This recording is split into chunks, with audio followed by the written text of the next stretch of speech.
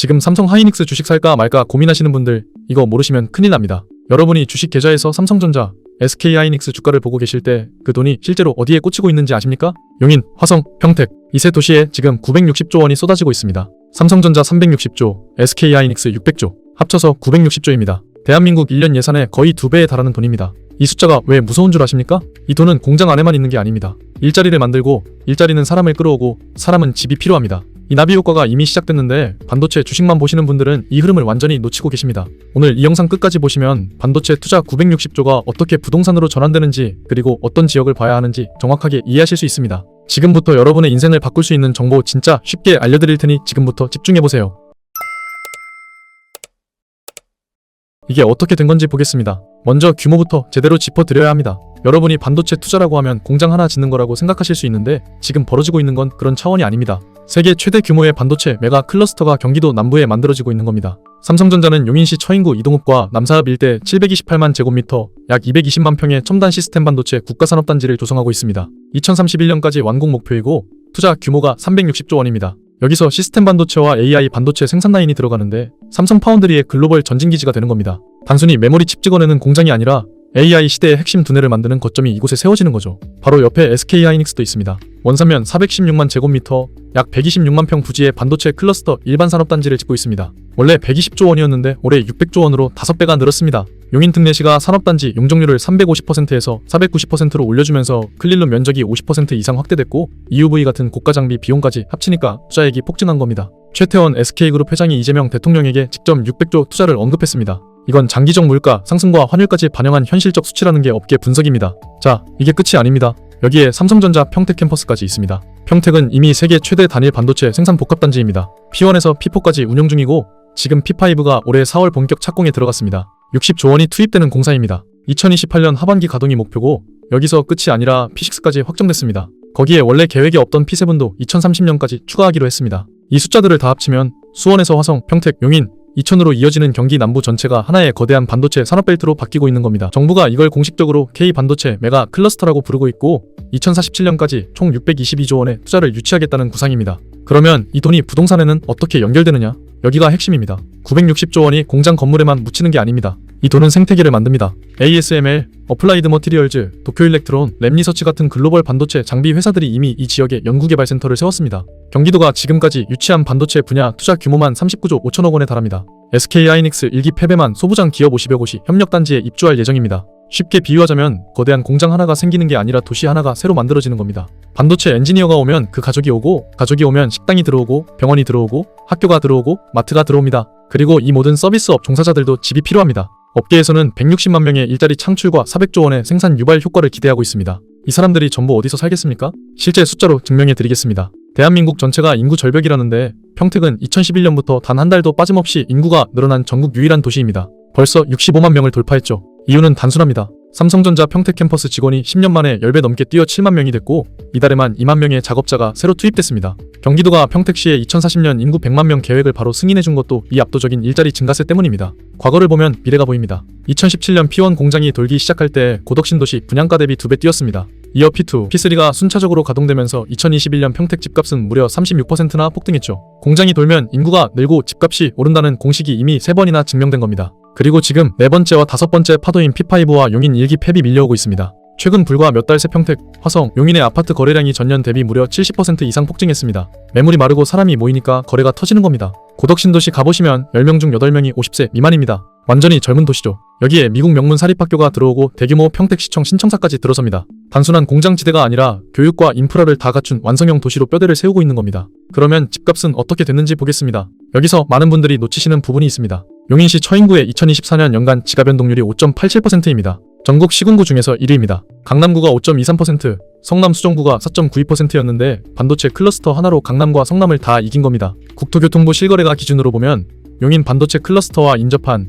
이동읍 송전리 세광리치타워 아파트 전용 84제곱미터가 클러스터 계획 발표 전에는 1억 원대 후반이었습니다. 그런데 3억 5,700만 원까지 올랐습니다. 거의 2배입니다. 2023년 3월 삼성이 시스템 반도체 라인 설치 소식을 발표하자 한 달도 안 돼서 이편한 세상 용인 한숲시티 84제곱미터가 3억 5천에서 4억 8천으로 1억 3천만 원이 급등했습니다. 계약 취소가 수차례 발생할 정도였습니다. 동탄 쪽도 보겠습니다. 동탄역 롯데캐슬은 27평 기준 15억 3천만원 신고가 실거래가 올라왔습니다. 5년 만에 3배 올랐다는 이야기가 나오고 있습니다. 화성 동탄은 삼성전자 화성 캠퍼스의 메모리와 파운드리 생산기지를 배경으로 반도체 종사자들의 핵심 배후 주거지로 자리 잡은 겁니다. 근데 여기서 이런 의문이 드실 겁니다. 잠깐만요. 평택은 집값이 반토막 났다면서요? 100주 넘게 연속 하락했다면서요? 맞습니다. 이 부분을 정확히 짚어드려야 합니다. 충분히 그렇게 보실 수 있습니다. 실제로 한국부동산원 기준 평택 아파트 매매 가격은 2024년 2월부터 100주 연속 하락했습니다. 고점 대비 40% 가까이 떨어진 단지도 있습니다. 고덕국제신도시 제1풍경채 전용 99제곱미터가 2021년 11억 2,500만원이었는데 2026년 초 6억 6천만원까지 내려왔습니다. 4억 7천만원이 빠졌습니다. 평택 센트럴자이도 고점 5억 1,800만원에서 3억 2천만원으로 38% 떨어졌습니다. 그런데 데이터를 한 겹 더 벗겨보시면 상황이 달라집니다. 이 하락의 원인은 반도체 투자 자체가 아닙니다. 2020년에서 2021년 호황기에 중견 건설사들이 브레인시티 같은 택지지구에 앞다퉈 아파트를 쏟아낸 과잉 공급의 후유증입니다. 브레인시티 비스타동원은 1,577세대 모집에 26명만 접수해서 청약 경쟁률이 0.03대 1까지 떨어졌습니다. 수요 없이 공급만 한 겁니다. 마치 식당에 손님이 100명인데 좌석을 500개 만들어 놓은 상황이었던 거죠. 그런데 지금 벌어지고 있는 변화가 있습니다. 미분양이 빠르게 줄고 있습니다. 이게 핵심 시그널입니다. 경기도 자료를 보면 평택시 미분양은 2025년 1월 6,438가구에서 2026년 2월 2,612가구로 59.4% 감소했습니다. 1년 만에 절반 넘게 줄어든 겁니다. 거래량도 반등하고 있습니다. 2025년 8월 418건이었던 매매 거래량이 2026년 1월 627건으로 회복됐습니다. 2025년 4분기 거래 건수는 1,766건으로 3분기 대비 14.4% 늘었습니다. 고덕국제신도시 내 미분양은 약 30가구 수준까지 거의 소진됐습니다. 쉽게 말해서 2020년에서 2021년에 과하게 지었던 물량이 소화되기 시작한 겁니다. 과잉 공급이라는 짐을 벗어던지고 있는 겁니다. 그리고 이 바닥 위에 두 번째 파도가 밀려옵니다. 삼성전자 P5는 2026년 4월 본격 공사, 2027년 골조 마감, 2028년 하반기 가동을 목표로 하고 있습니다. SK하이닉스 용인 1기 팹은 2027년 2월 첫 클린룸 오픈 예정이고 2030년 완전 가동 시 디램 월 70만 장 생산 체제가 구축됩니다. 이건 지금보다 월 25만 장이 더 늘어나는 겁니다. 이 시설들이 가동되면 상시 근무 인력과 협력사, 종사자를 중심으로 한 2차 인구 유입이 본격화됩니다. 자, 그러면 이게 여러분한테 어떤 의미인지 입장별로 짚어보겠습니다. 실거주 매수를 고민하시는 분, 특히 삼성전자나 SK하이닉스 또는 협력사에 다니시는 분들이라면 지금 상황을 잘 보셔야 합니다. 평택은 비규제 지역입니다. 대출, 청약, 전매 제한이 서울이나 수도권 규제 지역보다 훨씬 자유롭습니다. 분양가 상한제가 적용되는 단지들이 있어서 시세 대비 합리적인 가격에 신축을 잡을 수 있는 구간이 열려 있습니다. 실제 숫자로 한번 계산해 보겠습니다. SK하이닉스 생산직 연봉이 성과급 포함해서 5천만원에서 8천만원 사이라고 하면 DSR, 즉 총부채 원리금 상환 비율, 쉽게 말해서 월급 대비 빚 갚는 비율 40% 기준으로 대출 가능 금액이 약 3억에서 4억 5천만원 수준입니다. 자기 자금 1억을 더하면 4억에서 5억 5천만원. 지금 평택 고덕이나 용인 처인구 신축 아파트 전용 84제곱미터가 5억에서 7억 사이에 형성돼 있으니까 대출 범위 안에 들어오는 물량이 있다는 뜻입니다. 거기에 원자재 가격과 인건비 상승으로 신규 분양가가 계속 올라가고 있어서 이미 분양가가 확정된 기분양 단지들로 수요가 이동하고 있다는 분석이 나옵니다.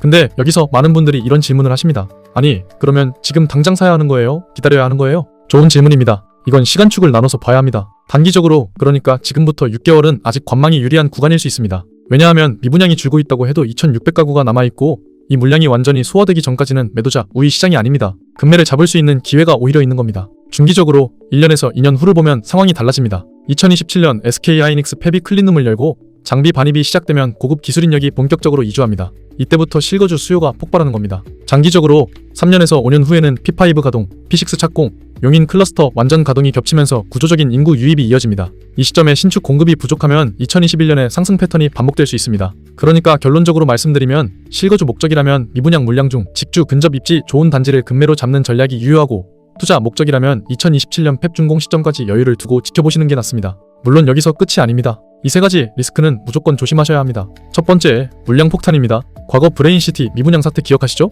건설사들이 반도체 호재만 믿고 아파트를 마구 쏟아내면 언제든 미분양 폭탄은 다시 터집니다. 반드시 인구가 들어오는 속도와 신규 입주 물량을 세트로 묶어서 체크하셔야 합니다. 두 번째, 반도체 사이클의 저주입니다. 평택 부동산의 가장 치명적인 약점이죠. 22에서 23년 반도체 불황 때 P5 공사가 멈추자 공사 인력 빠지고 상권 죽고 집값까지 도미노로 무너졌던 거 잊으시면 안 됩니다. 지금 AI 수요가 좋다고 해도 반도체 업황이 꺾이면 동네의 부동산도 같이 흔들린다는 걸 명심하셔야 합니다. 세 번째, 느려터진 인프라입니다. 공장은 뚝딱 지어도 도로, 학교, 병원은 한참 걸립니다.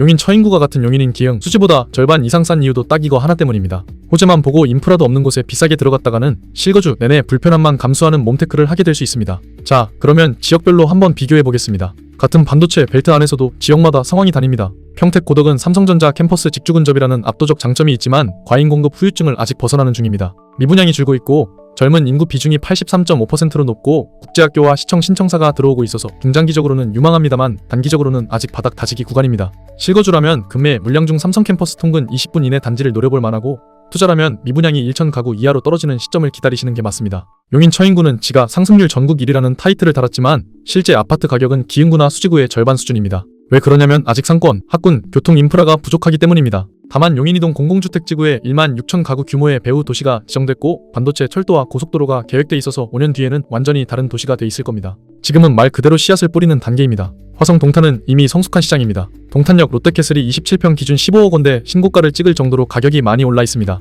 여기는 신규 진입하기에는 가격 부담이 크지만 삼성전자 셔틀버스 노선이 촘촘하게 깔려 있어서 반도체 종사자들의 선호도가 높습니다.